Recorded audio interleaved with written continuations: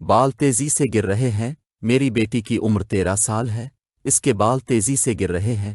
اس کے بال اتنے کم ہو گئے ہیں کہ اب اس کے سر کی جلد تک واضح نظر آنے لگی ہے۔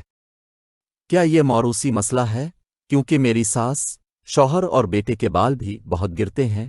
اپنے جو علامات بتائی ہیں اس سے یہی ظاہر ہوتا ہے کہ آپ کی بیٹی کو کوئی نہ کوئی سر کی جلد کا مسئلہ لاحق ہے۔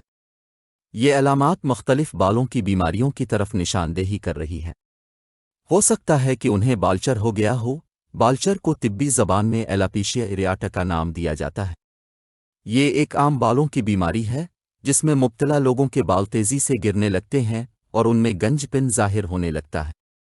ہو سکتا ہے کہ اسے ٹرکٹلامینیا، ٹیلاجن ایفلوویم، کوئی فنگل انفیکشن ہو گیا ہو، کیونکہ یہ تمام علامات ان جلدی مسائل کی بھی نشاندہی کرتی ہیں۔ بالچر دراصل ایک آٹو امیون ڈس آرڈر ہے۔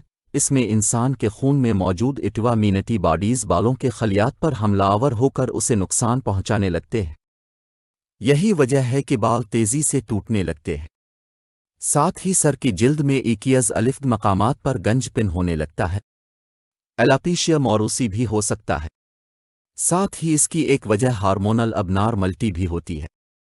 اس کی وجہ سے سر کے درمیانے حصے میں بالوں کی تعداد کم ہو جاتی ہے۔ ٹرکٹلامینیا ایک ایسی بیماری ہے جس میں انسان اپنے بالوں کو لاشعوری طور پر انگلیوں کے ارد گرد لپیٹتا رہتا ہے۔ بالوں کو مختلف انداز میں کھینچنے کی اس عادت کی وجہ سے بالوں کے خلیات کو بہت نقصان پہنچتا ہے اور وہ ٹوٹنے لگتے ہیں۔ ٹیلاجن ایفلوویم میں بالوں کی نشو و نما متاثر ہو جاتی ہے، جس کی وجہ سے ایک ساتھ ایک ہی وقت میں بڑی تعداد میں بال گر جاتے ہیں۔ اب بات کر لیتے ہیں فنگل انفیکشن کی۔ اسے طبی زبان میں کہا جاتا ہے۔ اس کی وجہ سے سر کی جلد کے مخصوص حصے متاثر ہوتے ہیں، جس کی وجہ سے ان حصوں میں بال اگنا بند ہو جاتے ہیں۔ تاہم یہ بھی دیکھا گیا ہے کہ اگر مناسب علاج کیا جائے تو بالوں کی نشو و نما دوبارہ شروع ہو سکتی ہے۔ ایسا بھی دیکھا گیا ہے کہ بالوں کے انفیکشن کی ایک بڑی وجہ گھر میں موجود پالے گئے مختلف جانور بن رہے ہوتے ہیں۔ ان جانوروں سے جراثیم کی منتقلی انسانی سر کی جلد تک ہو جاتی ہے، جس کی وجہ سے فنگل انفیکشن کا مسئلہ درپیش ہو جاتا ہے۔ چونکہ آپ کی بیٹی کی علامات ایسی ہیں جن سے کئی مختلف بیماریوں کی نشاندہی ہو رہی ہے، اب ان میں سے اس طرح اندازہ لگا کر کسی بھی ٹریٹمنٹ کو شروع کرنے کا مشورہ اس طرح نہیں دیا جا سکتا۔ میر مشورہ یہی ہے کہ پہلے کسی اونچے ڈرماٹولوجسٹ کے پاس جائیں۔ جب وہ سر کی جلد اور بالوں کا اچھی طرح جائزہ لے گا تو اسے اندازہ ہو جائے گا کہ مندرجہ بالا جلدی بیماریوں میں سے کون سی بیماری اب کی بیٹی کو لاحق ہے۔ اگر ڈرماٹولوجسٹ کوئی ٹیسٹ لکھ کر دے، اسے ضرور کروائیں تاکہ مسئلہ یا بیماری کنفرم ہونے کے بعد اب کی بیٹی کا علاج شروع کیا جا سکے۔ ساتھ ہی آپ کو چاہیے کہ اب بیٹی کو مثبت انداز میں سوچنے پر مجبور کریں۔ اسے یہ احساس دلوائیں کہ اگر بال گر رہے ہیں یا گنج پن ظاہر ہو رہا ہے تو یہ کوئی اتنا بڑا مسئلہ نہیں، علاج کے بعد اس کے بال دوبارہ نکل آئیں گے۔